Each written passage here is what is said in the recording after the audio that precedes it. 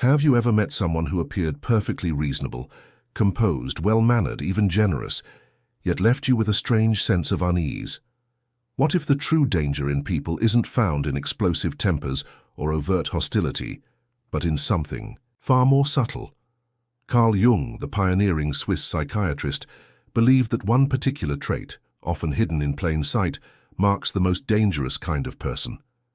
It's not the trait we instinctively fear, like aggression or dishonesty. In fact, this danger often wears the quiet mask of calm, control, and even charm. That's precisely why it can go unnoticed until it's too late. It's not the trait we instinctively fear, like aggression or dishonesty. In fact, this danger often wears the quiet mask of calm, control, and even charm. That's precisely why it can go unnoticed until it's too late.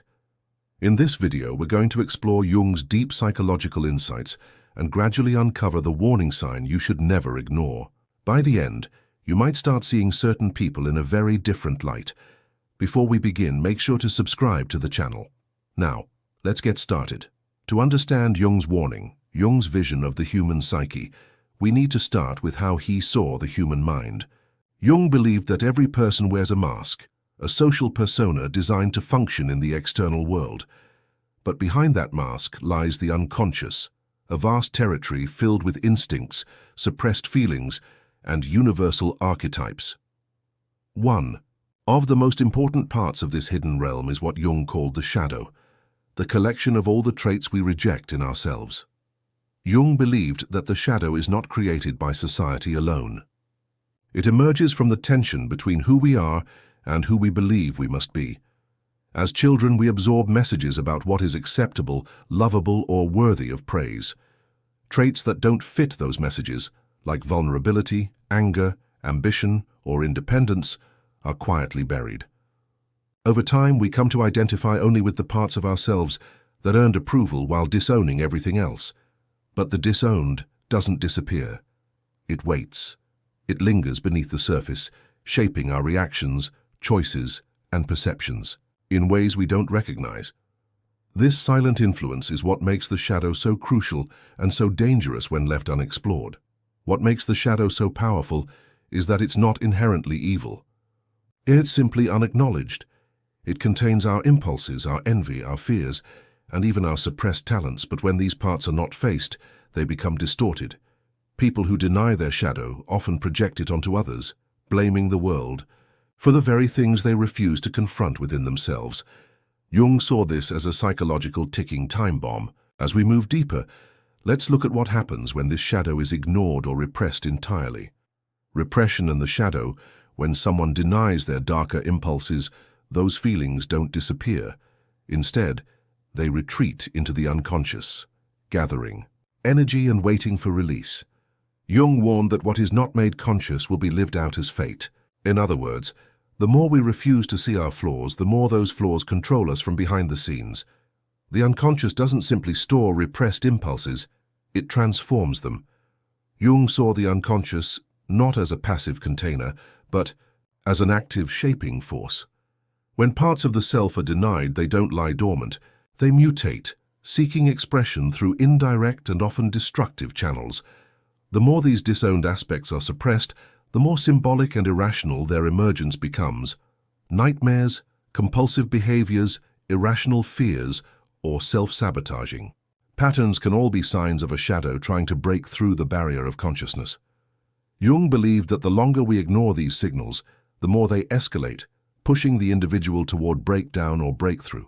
A person who represses their shadow may appear serene and composed, but their inner world tells a different story. Over time, this split between the outer self and the inner reality creates tension that must find an outlet. Sometimes it appears as emotional outbursts. Other times it leaks through sarcasm, control, or subtle acts of cruelty masked as concern. These people don't understand why they sabotage relationships or feel chronically dissatisfied. But the root is always the same, a shadow left unacknowledged. This dynamic becomes especially dangerous when it's coupled with a certain illusion, one that Jung considered even more insidious. The illusion of moral superiority. The people Jung warned us about most weren't the openly hostile or violent. They were those who believed they were entirely good. When someone sees themselves as morally pure, spiritually elevated, or fundamentally righteous, they often lose the ability to reflect on their own behavior. What makes moral superiority so treacherous is its immunity to self-criticism. People, convinced of their goodness, will justify manipulation as help, control as protection, or even cruelty as tough love. Their actions may look ethical on the surface, but beneath them lies a hidden agenda, the avoidance of their own shadow. Jung believed that the more someone clings to an identity of virtue, the more likely they are to unconsciously act out its opposite, precisely because they buried any awareness that it exists within them. So what connects all of this? What is the invisible thread running through these dangerous patterns of behavior? Jung gave us a chilling answer. But before we explore it, if you're finding this video insightful, consider sharing it with someone who might need to hear these ideas. The most dangerous sign, according to Carl Jung, the most dangerous sign in a person is the complete absence of shadow awareness.